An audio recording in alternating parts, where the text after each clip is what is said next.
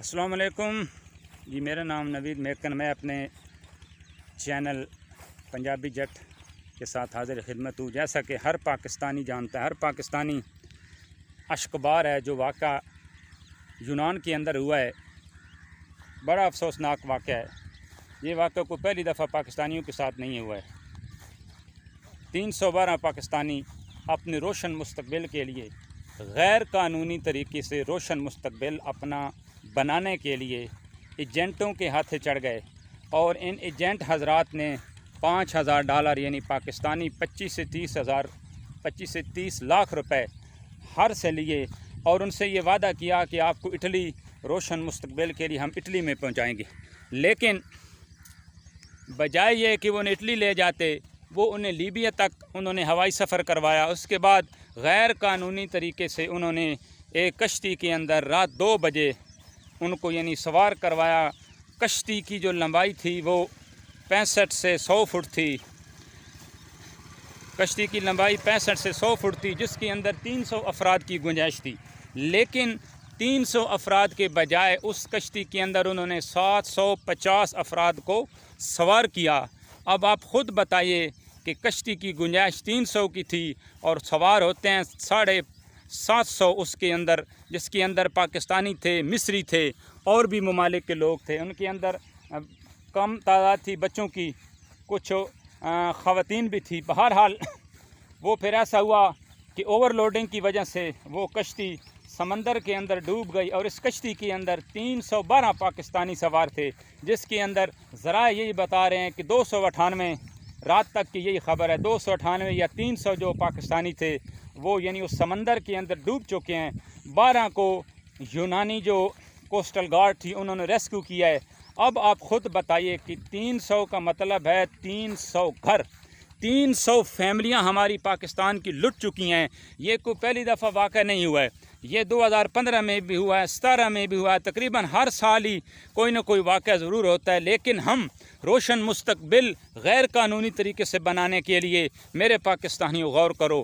حیرانگی والی بات یہ ہے کہ آپ ذرائع استعمال کریں، جائیں سعودی عرب جائیں، اٹلی جائیں، اور ممالک جائیں، UAE جائیں، جائز طریقے سے جائیں۔ 8 سے 10 لاکھ روپے لگتا ہے، لوگ الحمدللہ کافی کما بھی رہے ہیں۔ لیکن 25 سے 3 لاکھ اپنی جان پر کھیل کر غیر قانونی طریقے سے جب آپ اپنا روشن مستقبل بنانے جائیں گے تو یہی انجام ہوگا جو انجام ہوا ہے۔ اس کے اندر گورنمنٹ بھی ملوث ہے، اس کے اندر ہم خود بھی شامل ہے کہ ہم کیوں نہیں سوچتے، ہم کیوں نہیں غور کرتے کہ یہ شخص مجھے غیر قانونی طریقے سے اٹلی کیسے پہنچائے گا، جبکہ دوسرے جائز ذرائع بھی ہیں۔ تو غور کرنا چاہیے۔ اب رونے کے علاوہ ہم کیا کر سکتے ہیں؟ اب افسوس کے علاوہ ہمارے پاس رہ کیا گیا؟ ہم کیا کریں؟ افسوس کریں، گورنمنٹ کو کوسیں، اپنے آپ کو کوسیں۔ ایک ہی گھر کے 12 افراد اس کے اندر شامل تھے، ایک گاؤں کے 24 افراد اس کے اندر شامل تھے، اسی طرح مختلف لوگ تھے، ٹولیوں کے اندر اس کے اندر گاؤں کے جو لوگ تھے وہ بھی اس کے اندر شمار تھے۔ اب 4 دن کے بعد پرائم منسٹر آف پاکستان نے نوٹس لے لیا ہے، کیا ہوگا بلیک ڈے، یوم سیاہ منایا جا رہا ہے۔ اب یوم سیاہ منانے سے کیا ہوگا؟ ہونا تو یہ چاہیے کہ وہ ایجنٹ جنہوں نے یہ غیر قانونی دھندا اختیار کیا ہوا ہے ان کے گرد گھیرا سخت سے سخت کیا جائے، ان کو پکڑ کر چوک کے اندر، چوراہے کے اندر ان کو سزا دی جائے، تاکہ آئندہ یہ واقعہ نہ ہو۔ اور 300 گھر جو لٹ چکا ہے، کیا ملا انہیں غیر قانونی طریقے سے جانے کا؟ انجام کیا ہوا؟ مل گیا روشن مستقبل، سوائے شکست، سوائے پریشانی، سوائے ندامت، ساری زندگی کی ٹینشن کے علاوہ کیا ملا؟ کسی کا بیٹا چلا گیا، کسی کا خاوند چلا گیا، تو کسی کا باپ چلا گیا، کوئی یتیم ہو گیا، کوئی لاوارث ہو گیا، لیکن کیا ملا؟ روشن مستقبل میرے پاکستانیوں ایسے نہیں ملتا۔ من حیث القوم ہم اس چیز کے اندر گرفتار ہو چکے ہیں۔ ہم جائز ناجائز طریقے سے پیسہ کمانا چاہتے ہیں۔ ہماری پہلی پرائرٹی پیسہ ہے، چاہے جس ذریعے سے بھی پیسہ آئے، ہم اس کے اندر گرفتار ہو چکے ہیں کہ ہمارے پاس گاڑی ہو، ہمارے پاس اچھا رہن سہن ہو، اچھے کپڑے ہو۔ ہم ہمیشہ اوپر دیکھتے ہیں۔ اس اوپر دیکھنے کی وجہ سے یہ کوئی پہلا واقعہ نہیں ہے، دل خون کے آنسو رو رہا ہے۔ یقین جانیے کہ 300 گھر لٹ چکے ہیں، 300 افراد ہمارا روشن مستقبل 300 نوجوان یعنی سمندر کے اندر غرق ہو چکا ہے، تو ہمیں کیا ملا سوائے عبرت کے، سوائے پریشانی کے؟ تو اس سے ہمیں سبق سیکھنا چاہیے۔ مختصر یہ کہ آپ سن رہے ہیں ذرائع سے کہ 750 افراد کا وہ جو قافلہ تھا وہ ایک کشتی کے اندر سوار تھا۔ ایجنٹ نے یہ وعدہ کیا کہ میں آپ کو جائز طریقے سے ڈائریکٹ اٹلی لے جاؤں گا، لیکن لیبیا تک وہ فلائٹ کے ذریعے لے گیا۔ آگے پھر غیر قانونی طریقے سے ایک چھوٹی سی کشتی جس کی لمبائی 70 سے 100 فٹ بتائی جا رہی ہے، جس کے اندر بمشکل 300 افراد کے بیٹھنے کی گنجائش تھی، وہاں پر 750 لوگوں کو سوار کیا گیا، اور وہ بھی غیر قانونی طریقے سے لیبیا سے یونان کراس کر کے اٹلی انہوں نے داخل ہونا تھا۔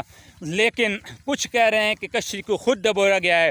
جو بھی ہے، بہرحال کشتی تو میرے ہم وطنوں ڈوب گئی، اس کے اندر نقصان کس کا ہوا؟ ہمارا ہوا۔ ہمیں چاہیے کہ ان چیزوں پر غور کریں، عبرت حاصل کریں، جو کام کریں جائز طریقے سے کریں، ناجائز طریقے کو چھوڑیں۔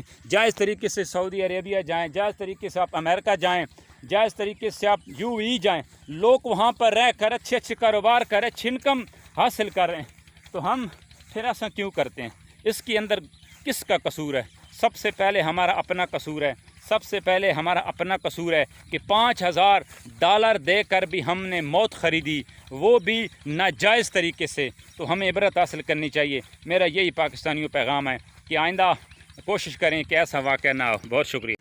گورنمنٹ کو چاہیے کہ جس طرح کہ یہ یونان کا واقعہ ہوا ہے، اس کی روک تھام کے لیے کچھ اقدامات کیے جائیں۔ مثلاً جابز وغیرہ پاکستان کے اندر زیادہ سے زیادہ کریٹ کی جائیں، جابز کے مواقع پیدا کیے جائیں۔ فیکٹریاں ہیں، فیکٹریاں زیادہ سے زیادہ یعنی لگائی جائیں، تاکہ اسی طرح جو گورنمنٹ کے ادارے ہیں، FIA ہے یا پولیس ہے، یا جتنے بھی متعلقہ ادارے ہیں، ان کو چاہیے کہ ایسا ایک میکنزم بنایا جائے تاکہ مستقبل کے اندر اس قسم کے واقعات پھر رونما نہ۔ یعنی 300 گھر اس واقعے سے افیکٹ ہوا ہے، 300 فیملیز افیکٹ ہوئی ہیں۔ تو یہ کوئی معمولی واقعہ نہیں ہے کہ بس فرضی کارروائی کی جائے اور پھر اسی کو اسی طرح چھوڑ دیا جائے۔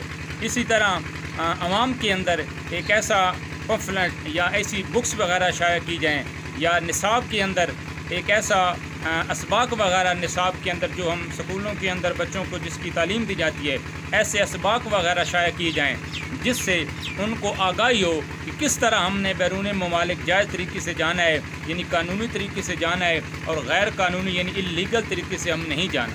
تو یعنی یہ گورنمنٹ کی بھی کچھ ذمہ داریاں ہیں جو وہ نبھائے۔ اسی طرح ہم جو عوام ہے، ہمارا بھی فرض ہے کہ ہم بھی یعنی غیر قانونی طریقے سے بیرون ممالک مت جائیں۔ اس قسم کے جو غیر قانونی طریقے سے بیرونی ممالک لے جاتے ہیں ہمیں ایجنٹ، ان سے بچنا چاہیے، یا کسی پڑھے لکھے آدمی سے مشورہ ضرور کر لینا چاہیے۔ لالچ کے اندر آ کر اب اس واقعے کے اندر کتنی قیمتی جانوں کا نقصان ہوا ہے، ملک کی بدنامی ہوئی ہے، نہ جانے کیا کیا باتیں سننی پڑ رہی ہیں، اور سب سے عام یہ کہ جن کے پیارے بچھڑ گئے ہیں وہ اب آ تو نہیں سکتے۔ اب اللہ تعالیٰ انہیں صبر جمیل عطا فرمائے۔ کیا ہمارے ملک کے اندر لوگ نہیں رہ رہے؟ کیا یہاں پر لوگ رہ کر کاروبار نہیں کر رہے؟ کیا اچھا مستقبل یہاں پر نہیں بنتا؟ کیا ہم سب یہاں پر نہیں کما رہے؟ تو کیا پڑی تھی کہ ناجائز طریقے سے 25-30 لاکھ روپے بھر کر ہم نے جانا تھا، اور ہمیشہ کے لیے ہم نے سمندر کے اندر غرق ہو جانا تھا، اور اپنے والدین، اپنے بیوی بچوں کے لیے ہمیشہ تا قیامت ایک پریشانی کا باعث بن جانا تھا۔ اب غور کریں کیا گزر رہی ہوگی والدین پر جن کے جوان بچے، کیا گزر رہی ہوگی بچوں پر جن کے والدین، کیا گزر رہی ہوگی ان بیواؤں پر کہ جن کے خاوند سمندر کے اندر غرق ہو گئے۔ ہمارا پاکستان، اس کے اندر الحمدللہ اللہ پاک نے سب کچھ رکھا ہے۔ ہم صرف ڈالروں کی خاطر بیرون ممالک میں جانے کو ترجیح کیوں دیتے ہیں؟ ہمارے ملک کے اندر ہر چیز ہے، انڈسٹری ہے، زراعت ہے، جابز ہیں۔ کم از کم اگر آپ نے باہر جانا ہے تو میرے پاکستانیوں جائز طریقے سے جاؤ، یہ ناجائز ذریعہ اختیار مت کرو۔ یہ کوئی پہلا واقعہ نہیں ہے، ہر 2 سال بعد ایک نہ ایک آدھ واقعہ ایسا ہو جاتا ہے کہ جس کی وجہ سے پھر ہم پچھتاتے ہیں۔ اب کیا پچھتائے ہوت جب چڑیاں چگ گئی کھیت، تو جب واقع ہو جاتا ہے تو واقع ہونے کے بعد ہم اس کا نوٹس لیتے ہیں، نوٹس جی کمیٹی بن جاتی ہے، کمیٹی جناب کیا کرتی ہے، مشورے کرتی ہے، چلو جی 6 مہینے بعد وہ فائل جو ہوتی ہے وہ دفتر کے اندر جناب داخل ہو جاتی ہے جی، اس کا رزلٹ ہوتا ہے جی یہ ہوا، کچھ بھی نہیں نکلنا اس واقعے کے بعد بھی۔